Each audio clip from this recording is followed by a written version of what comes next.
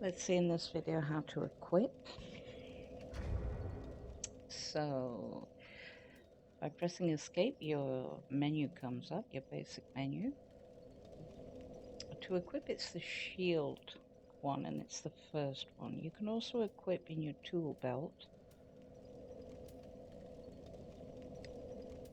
but basically it's this one where it says equipment. So you have your first row, which is for your right hand weapons. Now you can equip staffs, bows, and you have your left hand in the row below for your left hand. So it's not only weapons you can equip, as mentioned, staffs, chimes, torches, and of course if you right click it gives you a menu you can choose from. So when you equip it, you'll see on the left side there's 4 boxes. On the right box will appear what you've equipped. There's a red bar underneath. The lower this bar goes, it means that your weapon is in danger to break and you'll need to repair it at the blacksmith or just use repair powder. But it's very, very, very, very, very rare for a weapon to break in Dark Souls 3. It's not like Dark Souls 2 and 1. Very rare. So each socket you can equip whatever you will have in your equipment menu. You can equip a bow. If you don't have arrows equipped, your character will do this motion. They can't find any arrows.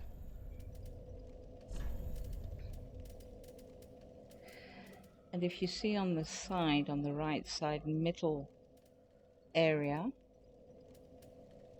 you'll see each weapon, what it does, the effect it has, and what scaling attributes it gives you. Now you can also equip in your right hand sockets a shield, but since the right hand is for an attack, it's preferred to put your shield in your left hand so you can guard also. And if you're good at parrying, you can use your shield to parry. And now if you put in your left hand as a weapon, you'll see that your character does the guarding stance. So top right is for the attacks, bottom slots are for guarding. As you can see, with the shield in the left hand,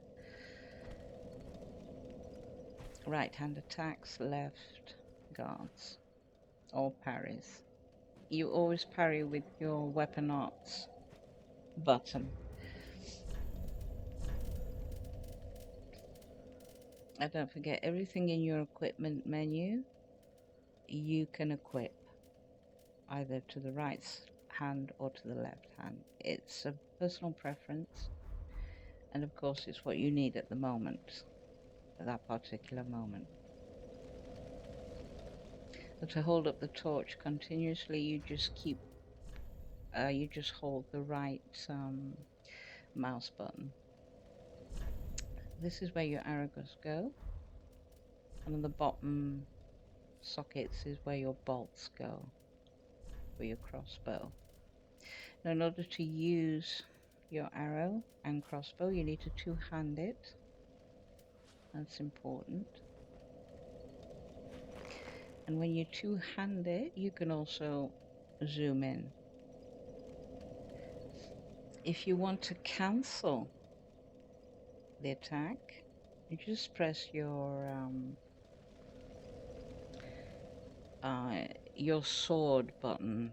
We have it on number 4. So if you want to cancel, just press the button you would press to bring up your sword. The crossbow is kind of slow because you have to equip the bolt before you throw the bolt. And to cancel it, it's the same. Press the button that you would press to bring up your shield, your weapon. So let's remove all these, empty these slots. And let's go to the armor row. There's a slot for the head. You can also, when you see on this menu, if you right click, you'll see simple command. That's what you need. So keep going over them until you see the simple command. Choose it and you'll see yourself as you dress.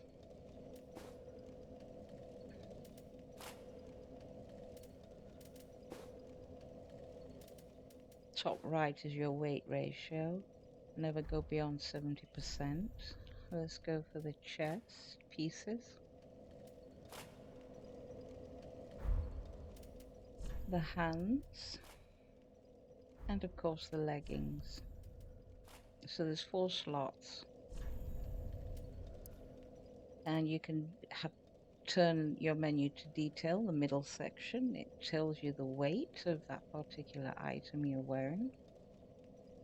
What you absorb, the physical strike slash thrust, magic, fire, lightning and dark, the durability of the item, and what it's resistant to, bleed, poison, frost, curse, and of course poise.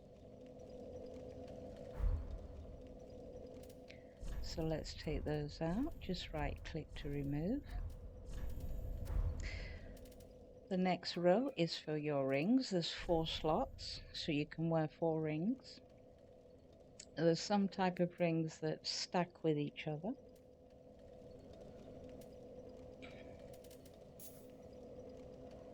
I mean, you will learn all this as you play the game. We're just showing you the basic stuff, what goes where.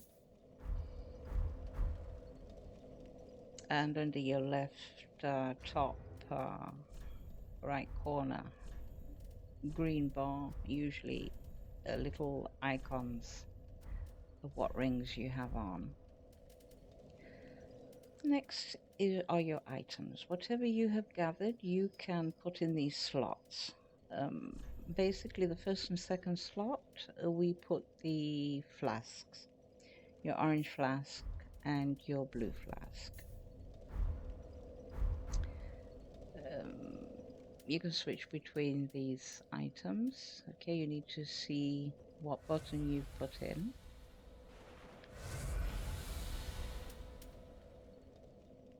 And what button activates, interacts. Let's remove these.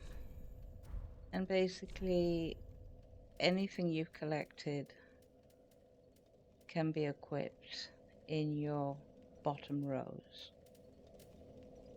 Whatever you need for whatever circumstance. The rectangular slot is for your Covenant badges.